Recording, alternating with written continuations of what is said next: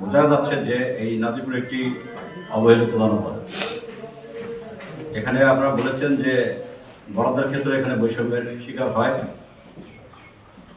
এই বিষয়গুলো আমি জেনেছি, আমি আপনাদের সব বিষয়ে আমি নোট করেছি। আমার সাথে ইউনো অ্যাসিস্ট্যান্ট এবং আমার অফিসারও নোট করেছে।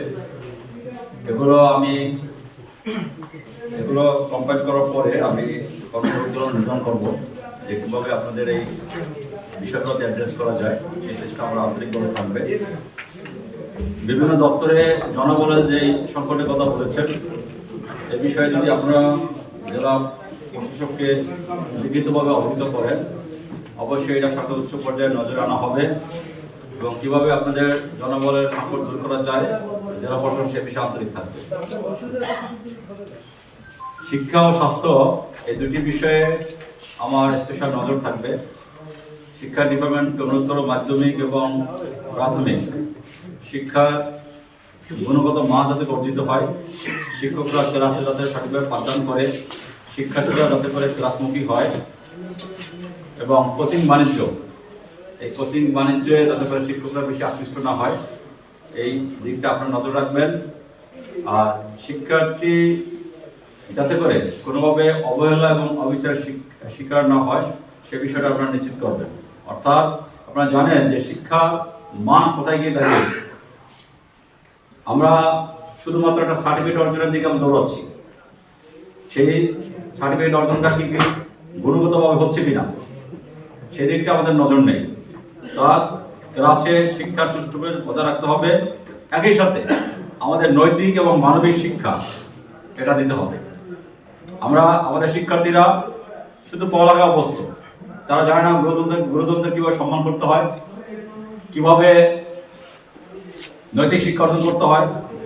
এই যে আজকে বলেন মাদক, এই মাদক এত সরল কেন? আমাদের নৈতিক শিক্ষা নেই, আমাদের কোনো সামাজিক আন্দোলন নাই, আমাদের ভিতরে কোনো ইউনিটি নাই। আমরা ব্যক্তির স্বার্থ চিন্তা করি, আমরা সামষ্টিক স্বার্থ চিন্তা করি না। এই কারণে আজকে কিন্তু বিভাজনের কারণে, আমাদের নৈতিক অবক্ষয়ের কারণে কিন্তু আজকে মাদকে সরা হয়ে যাচ্ছে। আমরা কি কোনো একটা এলাকায় এই মাদকের বিরুদ্ধে কোনো একটা সভা করেছি? সবাই এলাকাবাসী একমত হয়েছি?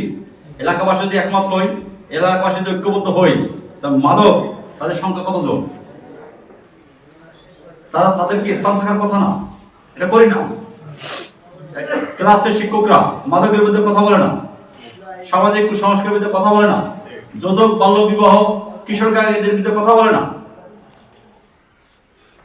এই সমস্ত কারণে কিন্তু আমাদের সামাজিক অবক্ষয় হচ্ছে, নৈতিক অবক্ষয় হচ্ছে।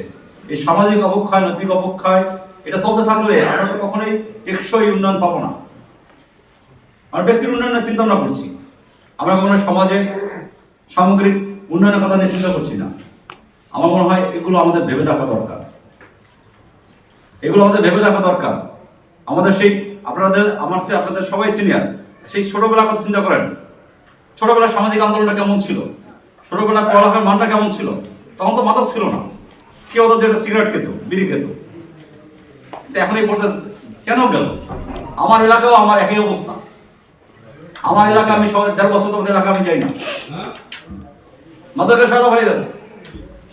অপরাধীদের বিরুদ্ধে কথা বলে না, আমরা ভিডিও করে সোশ্যাল মিডিয়া ছেড়ে দিই, অথচ অপরাধটাকে নিয়ন্ত্রণের কোনো কার্যকর ব্যবস্থা আমরা গ্রহণ করি না। এই সমাজের বাস্তব চিত্র। আমি এখন প্রশ্ন একা কি করবো? প্রশ্ন কি ধরেন 2 মাস ধরে একটা অপরাধ হচ্ছে, প্রশ্ন কি ওখানে বসে থাকবে? ওটা তো আপনাদেরকেই প্রথম ব্যবস্থা নিতে হবে, তারপর প্রশ্নকে জানাবেন, প্রশ্ন তোমার আইনগত ব্যবস্থা দিবে। এই বিষয়গুলো নিয়ে আমাদের সবার একটু ভাবার সময় আসছে। আমরা একটু নৈতিকতার দিক থেকে, মরাল অবস্থান থেকে আমরা চিন্তা ভাবনা করি কিভাবে সমাজের অপরাধগুলো দূর করা যায়। আপনাদের যোগাযোগের বিভিন্ন সমস্যার কথা উত্থাপন করেছেন। আমি এটা নিয়ে জেলা থেকে মতবিনিময় সবাই এটা আমার নজরে এসেছে। আমি বিভাগীয় কমিশনার স্যারের সাথে বিষয়ে কথা বলেছি এবং আমরা একটা টিম গঠন করে দিয়েছি, যে টিম সরকারের সাথে দ্রুত যোগাযোগ স্থাপন করবে, যাতে করে এই যে উন্নয়নের বাজেট যে তছরূপ করা হয়েছে, এই ক্ষেত্রে কি করণীয় আমি দুদকের সাথেও কথা বলেছি এবং এ বিষয়ে দ্রুত কার্যকর ব্যবস্থা ইনশাআল্লাহ আমরা গ্রহণ করার চেষ্টা করছি। দেখা যাক যে আপনাদের পিরোজপুরে যে ক্ষতির সম্মুখীন আপনারা হয়েছেন, এই ক্ষতিটা কীভাবে পুষিয়ে এনে আপনাদের অবকাঠামোর কীভাবে দ্রুত উন্নয়ন করা যায় সেই চেষ্টা আমরা করছি। আপনারা জানেন সামনে আমাদের নির্বাচন, এই নির্বাচন অত্যন্ত গুরুত্বপূর্ণ। এই নির্বাচন একাধারে জাতীয় নির্বাচন, সংসদ নির্বাচন, অন্যদিকে রাষ্ট্র মেরামতের নির্বাচন। এই নির্বাচন যাতে করে জনগণ সুষ্ঠুভাবে ভোট প্রয়োগ করতে পারে, রাজনৈতিক দলের মধ্যে যাতে করে সুন্দর এবং সুষ্ঠু পরিবেশ বজায় থাকে, নির্বাচন আচরণবিধি যাতে করে সকলে মেনে চলে, এই ক্ষেত্রে আপনাদের যারা আছেন আপনাদের সকলের সহায়তা কামনা করছি। সরকার সুষ্ঠুভাবে নির্বাচন আয়োজনে বদ্ধপরিকর। সরকারের হ্যান্ড হিসাবে আমরা পিরোজপুর জেলায় শতভাগ নিষ্ঠা এবং আস্থার সাথে আমরা সুষ্ঠু এবং উৎসমুখর একটা নির্বাচন আমরা উপহার দেওয়ার যথেষ্ট আছি। এ বিষয়ে আপনাদের সার্বিক সহায়তা চাই। আমরা নির্বাচন উপলক্ষে আইন ও বিধি মোতাবেক যা যা করা দরকার সেগুলো অবশ্যই আমরা যথাসময়ে আমাদের পক্ষ থেকে করা হবে।